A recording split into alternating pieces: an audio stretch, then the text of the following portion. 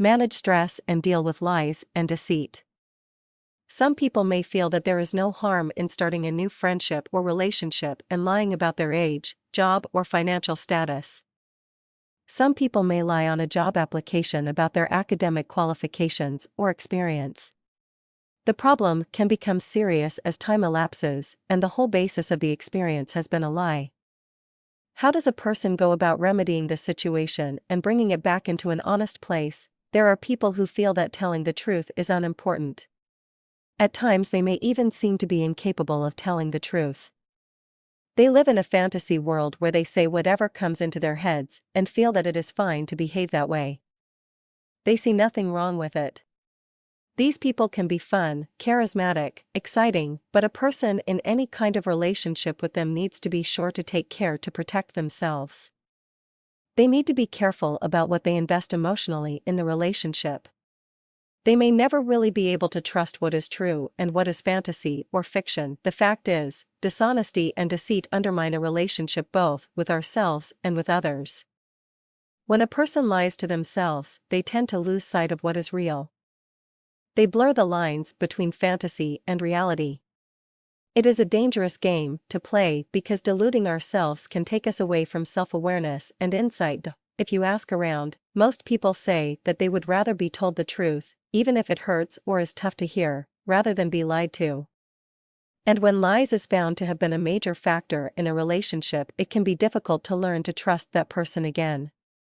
Even before any dishonesty is exposed, the stress of living with lies and deceit, the suspicion that something is wrong, that things in some way are not quite right, is very wearing. Some people feel that they have to live a lie because they fear that there are parts of their personality or behavior that is unacceptable within the framework of the life that they have chosen to live. Some aspects of sexuality can cause distress in certain sectors of society and may be felt important to conceal. I have seen gay clients who have struggled so badly with the dread of revealing their true sexual orientation that they married and had children, hoping that by living in that way it would make things right. Transgender and cross-dressing clients sometimes have a similar dilemma. Infidelity can come under this heading, because it is one of the main dishonest behaviors. And often lying is a major component of covering up the affair. This situation can be especially hard to tolerate because so much of communication is nonverbal. Well, over 60% of communication is done through body language and nonverbal cues. Often a person feels especially betrayed when they discover that they did not know that their partner had been having an affair. They wonder if they ever really knew the other person.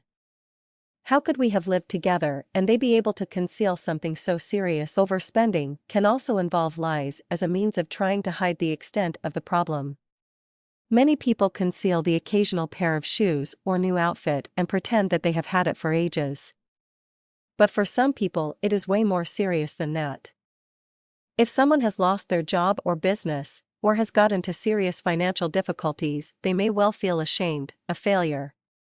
There are stories of people getting up at the same time, dressing and appearing to go to work, keeping up the pretense for months, too ashamed to reveal to their families that they are out of work. When lies has been discovered to be a factor in a relationship, building up trust again can take some time.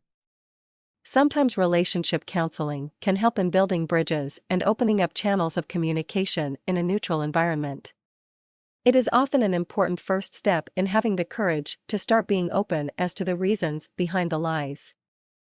The confidence issues and patterns that contributed to the situation being felt to be necessary in the first place. When both parties agree to go to relationship counseling, it can be an optimistic sign that they both want to work at the relationship and try to retrieve it. There are some ground rules to this process. Honesty is an important factor. There has to be confidence that the truth will be told, whatever it entails. And each person speaking has to be confident that what they say will be listened to and respected for their opinion, point of view, or rationale. Both parties need to start feeling confident again in themselves and in the other person. It is an important part of building an honest relationship together.